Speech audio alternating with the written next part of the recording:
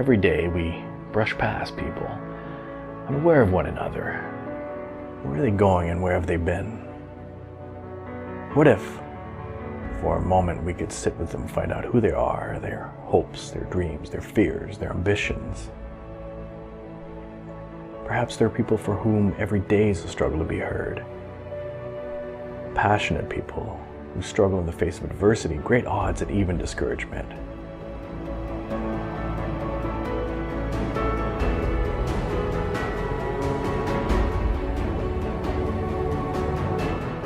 Everybody has a story. All you have to do is listen.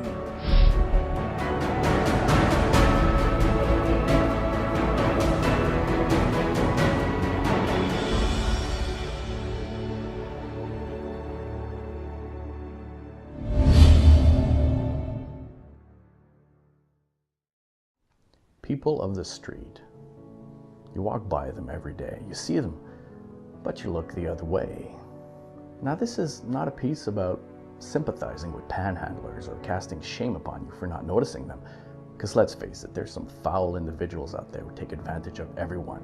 But at what point does someone choose to be on the street? What deterrent prevents them from seeking help and what they wanted in the first place? This is about 3 individuals who can help cast some light on this for us. And I'd like you to meet Thomas. From early on, Thomas found himself homeless and alone, jumping from shelter to shelter, living from day to day, until he found the courage to reach out for help. Thomas, tell me, where did your journey into all this begin? Well, it started when I was 14 and my parents had kicked me out of the house. I ended up in a group home. It was packed full of some rather deviant little buggers.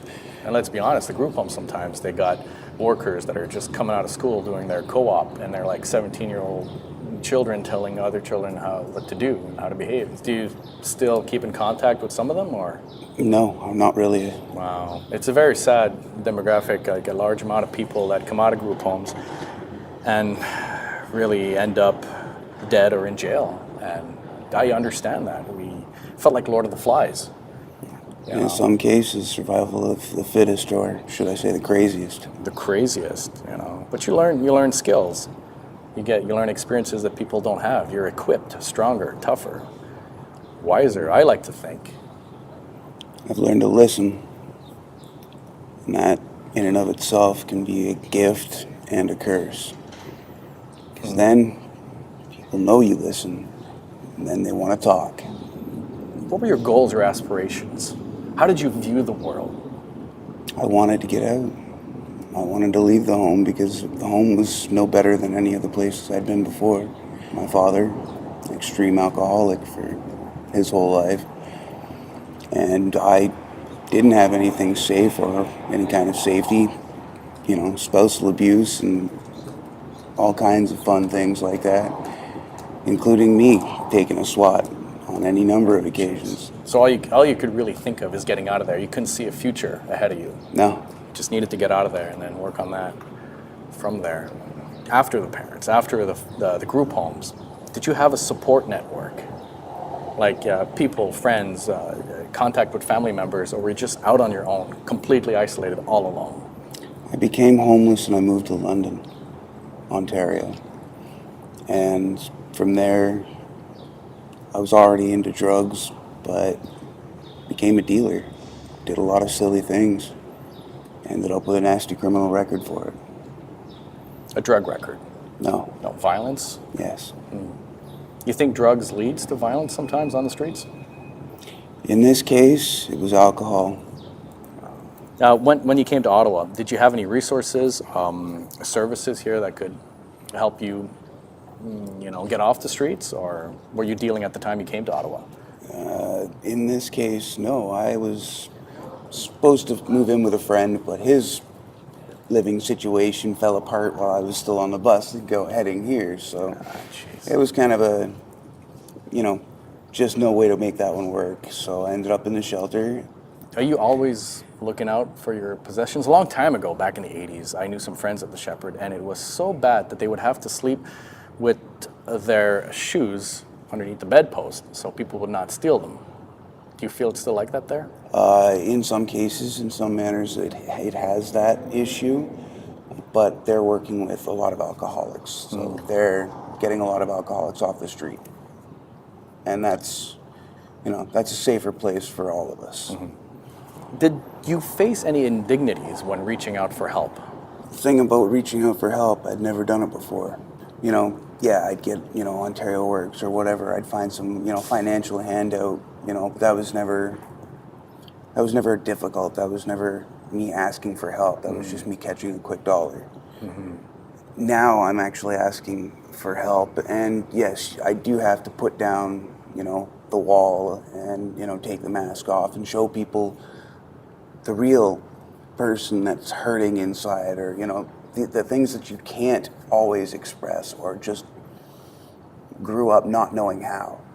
You hide the depression, you hide the sadness, you hide these things. Being homeless for most of my life, I've never really had to worry about those kinds of dignities and those kinds of barriers, because I never had a chance to grow them. The fact that it's put me in a much more positive place with the ability to move forward into even more positive nature, it's a 1 in a million chance, and the luck gave me, that I can possibly get better in a lot of ways. It's Sunday service. There's not supposed to be that many buses. Where are these buses coming from? Like, I specifically told the city of Ottawa that not to intrude on the airspace because I'm shooting here. They didn't know. They didn't hear that. Okay. They never listen anyway. They never listen. What advice would you give a 13-year-old facing the same or similar obstacles as you did? Run. That was what I would have said about a year. It was just over a year ago. I would have told the kid to run like hell. And that would have been the worst mistake ever, because that's the exact same thing I did. And it didn't work. But asking for help, that would have been a damn good idea. And getting the education, staying in school, not being a jumped up idiot. And even it's good to have that structure, to understand that structure as you're getting older, and that social network. To meet people, yes, absolutely. Because when you get older, the social network is almost gone. People get isolated. They don't realize that, hey, I got to find a way to reach out and connect to people. Yeah, because you're stuck in your job for so many hours that you don't get a chance to reach out and see people. And people can be a support network. Very much. Yeah. Because there is comfort in people, and support and friendship and companionship. I've understood that at 32 years of age only. Because I was locked up. I was not in prison, but I locked myself up away at the YMCA. 13 years, a small little room, and I was institutionalized because of the group homes we talked about earlier. Absolutely. And that was my comfort zone. And I was comfortable. I was not miserable. I was comfortable. But then I found that there's a larger world out there. Missing experience when your life is a one-room feature. There's no change. Yes, you can trust in it being there and always being the same, but you're not learning anything, you're not gaining any new experience, so it's a loss. You see yourself happy, sober? Very much so. I don't see myself staying indoors very much. I just don't see it. And probably go back and do some more traveling. Maybe we'll bump into each other on the street one day. I'm always down Bank Street. This is my hood. And now I know this is part of your hood too. I'd like you guys to meet Gary. He sits at the corner of Bank and Gladstone with a guitar in his hand and a song in his heart. Let's see what he has to say. You play the guitar. Normally I play the guitar because of the situation in front of the liquor store down on Bank Street, and King Edward, and sometimes in front of the Independent grocers. Right in the middle of all the traffic. Exactly. Where the people are, that's where I put myself. Your father was a musician. Yes. And he imparted that on you. Yes, I came home one night and he had a Beatle guitar there, and he said, "You're going to learn how to play guitar." And I said, "No, I'm not." And he goes, "Take a look at it again." And it was a Beatle guitar. And as soon as he put the Beatle guitar in my hand, I became a Beatle. I wanted to play guitar. And music is very nostalgic, right? Oh, yes. I mean, sometimes it takes us back, and there's no logical reason to it. It's just an emotion, a mood, a feeling that just, it's wonderful. When you're singing, do you go back in your mind? I try to revisit the way they're doing it at the time. So I have, like, in my head, I have a little record player that goes on. The minute I start playing, I start listening to the song that's in my head, and then I try to duplicate it. Like how we talked earlier, I do some karaoke. Yes. Poorly, but that doesn't stop me because it's about what's in here, right? Now here's interesting, because you do this on the street. Any stories that have affected you negatively from people walking by? Oh, the negativity is from the people that actually live on the street. Because to them, I'm cutting their grass. I'm making the money before they're making the money, so I have problems with some panhandlers. But I've earned respect. So they all respect me. But no, there's not a lot of negativity from a lot of people. It seems that there is, but there isn't. Because in my mind, I know everyone has a song at home. They're all listening to the record. It's just, they know what you're singing. They're like, hey, they know. That's my childhood. Those are my memories too. Do you think it's also partly because you're not really panhandling, you're buskering? Would you say that? Yes, I would say I was buskering, but I'm not really a busker because a busker is a physical doer. I'm playing music, so I'm still a minstrel. Minstrel? Oh, yes. I haven't heard that word in a while. Oh, I know. Why am I playing music on the street? Yeah. I got hurt. That's the problem. And then I was laid up for 3 months. I couldn't walk, I couldn't do anything. And I was literally starving in a room because I went from unemployment, and then I got hurt, so I couldn't return to work. And then I went on welfare, paying for my room, no money. And I finally could stand one day, and I played on the street to make food. And even though I've had a few police officers accuse me of making money for other reasons, it's not the truth. The truth is, there's no difference between me and that panhandler, just that I can play guitar. So I took my talent to the street in order to feed myself and to continue. So it never ends. You're living day by day. Day by day. I make sometimes between $30 and $50 a day, but that just covers my basic foods. And now, if you were like financially stable, would you still do it?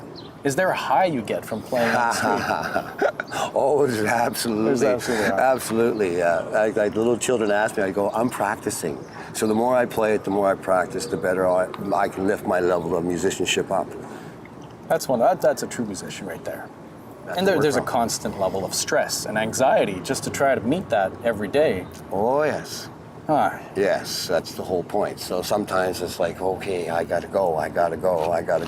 Yes, no, I'm ready to go back to work. It's just a matter of my self-healing, and I'm getting to the point where I can stabilize myself. But I'm a meat cutter by trade, I'm a butcher by trade. So it's a very hard job. You work with your hands? Work with my hands. But you play with your hands. Oh, yeah, that's where I get and you play a lot. A lot. Do you get a sort of carpal tunnel? No. No? So you were born to play? I was born to play. Yeah. So having worked your whole life, how big of a transition was it to go out on the street and put yourself at the mercy of people walking by, people noticing you?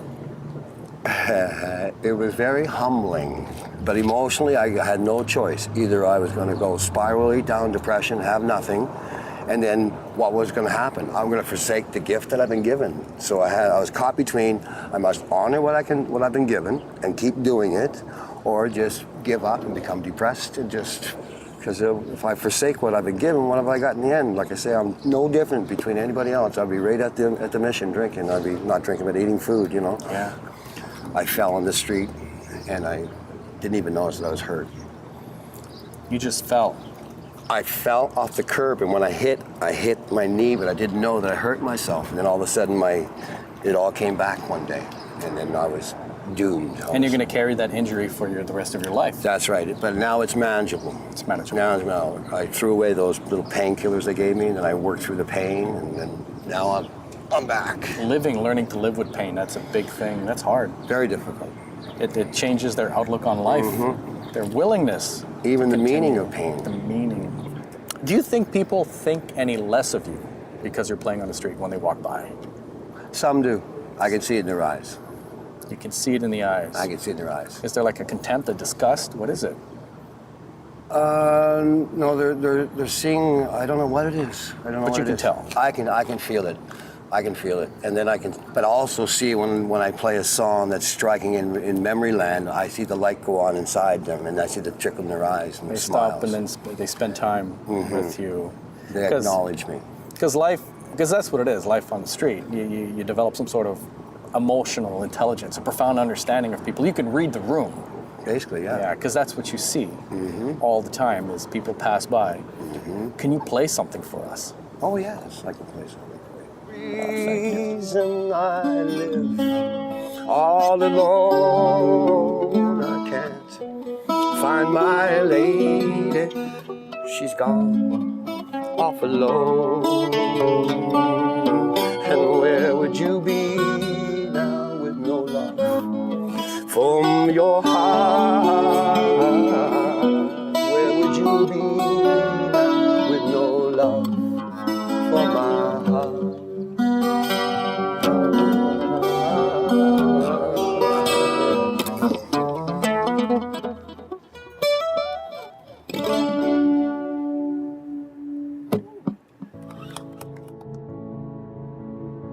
Next up is the Ottawa Mission. Well, they were kind enough to offer us an interview. Let's go see what they have to say. This is a wonderful place. There's a lot of misconceptions when it comes to the mission.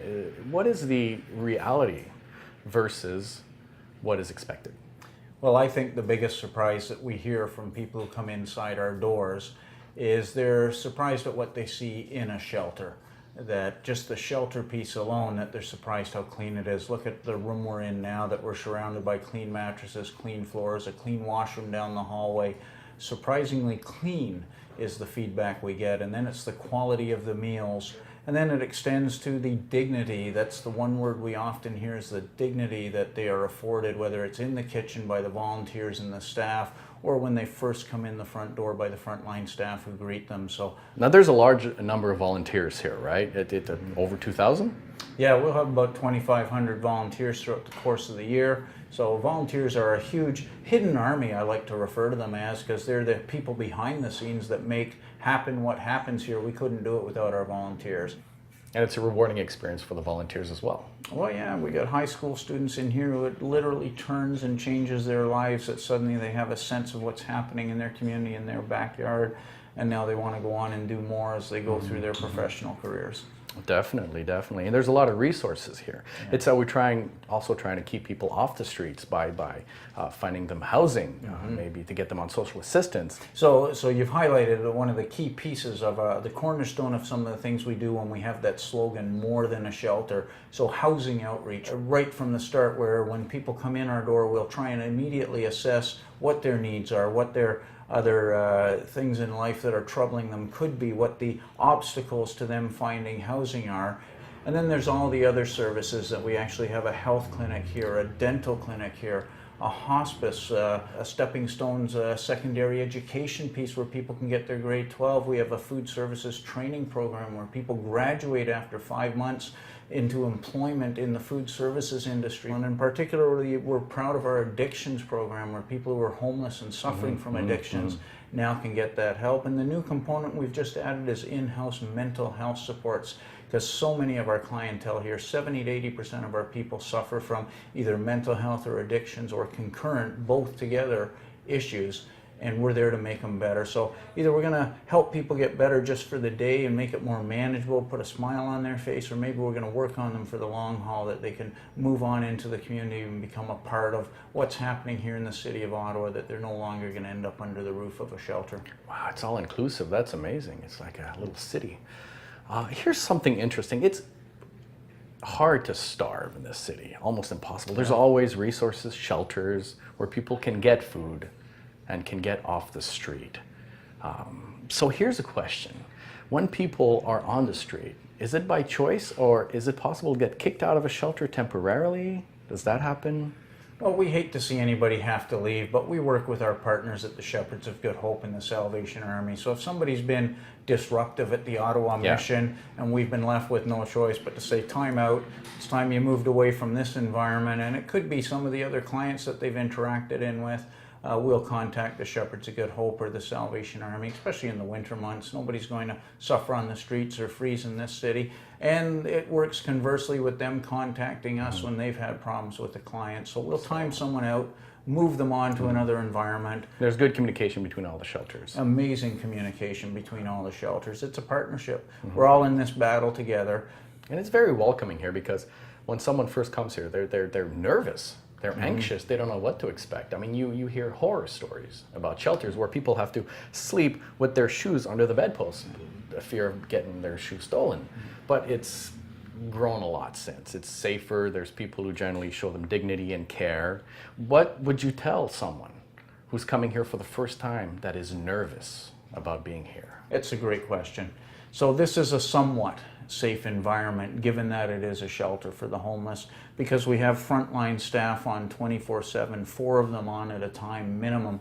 And it's a safe environment, and there tends to be a lot of people looking out for each other here when they get to know you, and whether between the staff, the volunteers, or especially the clients themselves, watching for each other, having each other's back. It's a sense of community in this room of 4. These people will get to know each other and will have each other's back. So I can imagine somebody who's gone from being asked to leave their house to being unemployable, to suffering from mental health or addiction issues, to being asked to leave the rooming house and couch surfing, suddenly thinking, this is my last resort, having no idea that when they come in our doors, it's going to be so welcoming, so clean, so hospitable, and the food's going to be great. And then, if you need a lot of other services, they're going to be here as well, too. That is wonderful. This is truly a place to get help, to get off the street, to find companionship, because it gets lonely out there, let's face it. The isolation. Now let's take Kevin. Not all homeless people are cursed to live a life of misery. Kevin shares a different perspective, as well as his music, and because of this, he has found a community. Kevin! I love this place. Thank you so much for meeting me. Thank you. You're welcome. You live on the streets. Yes, it's a beautiful city to be getting up close and personal to. It is a beautiful city. I live downtown. I find comfort on the streets of downtown. I know, they don't want us to have, see, we're sitting on a park bench. They don't have park benches downtown Ottawa because heaven forbid somebody might sit down and enjoy this city. They don't want people to they loiter. don't want, because they'd rather have people going into the restaurants. And then they see the grittiness of the street people and the poor people, and they know in the midst of such wealth, they want to go see where the poor people go. They don't want to see where the rich people and tourists go. So as a musician and a homeless person, I find a lot of people in international parts of the country that comes to Ottawa, they want to see the real Ottawa, and we help them. We take them and give them the tours. And being a musician, it helps me meet a lot of people. And the streets are so different. Bank Street is very different than Elgin Street. Yeah. And it's just 4 blocks away. Yeah. And I love that. You had an aneurysm while you were on the street, right? No, I was working at the time, and I was on vacation here in Ottawa, and I had an aneurysm. And that's terrifying. Because I had a near-death experience and I found myself homeless. Never before my homeless was I ever homeless. And what happened was, it caused me to become very forgetful, and it caused me to become very complacent, because I seen a hole of light and love, and it completely transforms you because you really understand what life is all about, and it's about giving away everything. And that's incredible. Usually it's the reverse. Yeah. You see the light, you're like, oh, I value life. Now you see the emptiness, the nothingness. What's it all for? Yeah, it's all the way for giving. And now you live one day at a time, and you find appreciation in that. And you forgive, and I find appreciation in giving away what I have, and sharing and making people happy and smiling and enjoying life. And that has caused me to become on the streets. So I'm a mental health victim of a bias against of someone who has had a brain trauma. And I also have another bias, being Native, right? So I don't drink, and they assume I'm drinking, and it's horrendous the way we have this bias against Native people, and it's dangerous because for some reason they think it's okay to just beat up on Indians and kill Indians still. And you see that in the look in people's eyes as they walk by you. Like, people don't even acknowledge our humanity. So if I'd go up to somebody and say, hey, how's it going? Did you see in the news today? Oh my goodness. And they'd look at you with just shock. And they don't even acknowledge your humanity. So it's I can't believe you're talking to me. It's a double burden, being Native and being on the street. Yeah, but it's not my problem. It's Ottawa's problem. It's Ottawa's problem. I don't know they shouldn't be afraid of me because I love them. Oh, you love be people. afraid of You me. play music everywhere. Yeah, You- give you- it all away. Yeah, You give don't it all even know away. that I'm doing them a favor. Why should I let you help me? That's what I always tell the city of Ottawa. Why they- should I, you're on traditional unceded territory. Why should I let you help me? I'm helping you.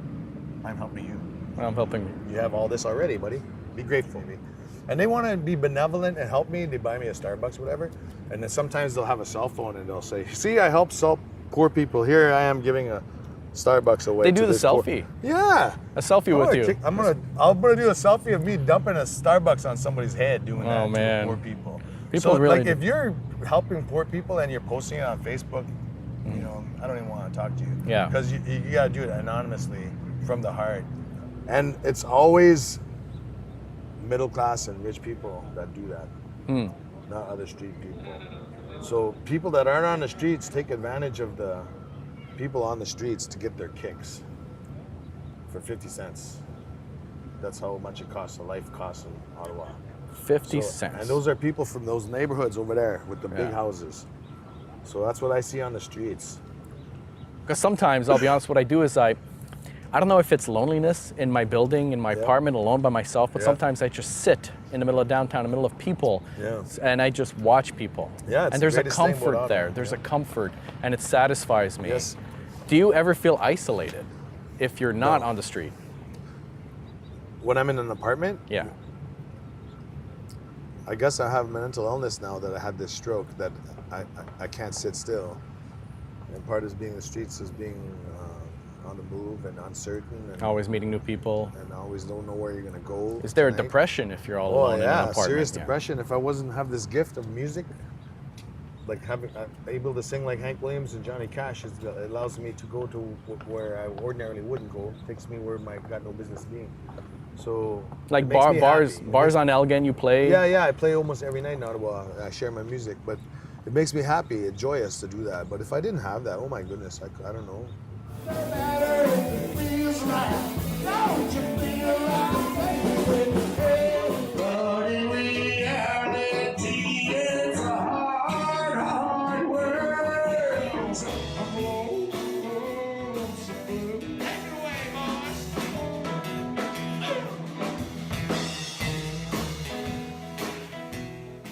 That's primarily what I do, and I try to let go of vengeance and violence and everything. And you're generally happy where you are Yes, right now. I'm happier than I've ever Very been. happy. Yeah. Happier than I've ever been in my life. That's Because incredible. I lived at John Way, and I have to pretend to be a hoodlum. I can turn it on like that, you know? yeah, the look. I get the look. You know? We use the look sometimes. Yeah, We use the yeah. look. I believe it. Yeah. We got the look. But what if somebody calls the bluff, right? Calls the What bluff. if somebody knows that I'm not harmed? But do you want to be downtown I love it. This is love my it. territory. This is my home. because you get to see a different perspective of life. You get to touch people. Yes. Not in a naughty way. You just get to reach out to Yeah, people. I get to see everything. You get to see the worst and the best in people. Because at 3 a.m. I got the city to myself, right? But sometimes, what if I take a shortcut through a park and there's some guy with bad intentions on $40 with a knife, man, and he's gonna come at me. And what if I try to engage him? And what if I end up getting killed for just whatever I got in my pocket? It's not good to be in the streets. No. It's awful. A lot of my friends have died. A lot of my friends are drinking and mixing pills and drinking and died. And I see them on the corners. I walk by the corner, the same corner, I see them there. Now, but they've been passed away. Some of them up to 10 years, and I still see them there. Road down, you can just see the happiness, you can't see the tears. Yes, it's true, you're still living in your tender years. We live in the security that things will remain the way they are forever. But maybe it's a false security, because at any moment, everything could be taken away from us through loss of job, addiction, illness. The reality is that people often do not make it out of this. I mean, people die alone, without closure. We are all human beings. We are fathers, we are people's children. People who at one point had similar dreams and aspirations as everyone else. And now they are observers in a world they cannot participate in. Now you might think they have a thick skin and are able to brush off every spiteful glance, every look of disgust, every time the system fails them. But do they really? The next time you walk by them, smile. Simply smile as an offering of acknowledgement. You'd be surprised by the reaction you might get. My name is Vincent Valentino. Thanks for listening.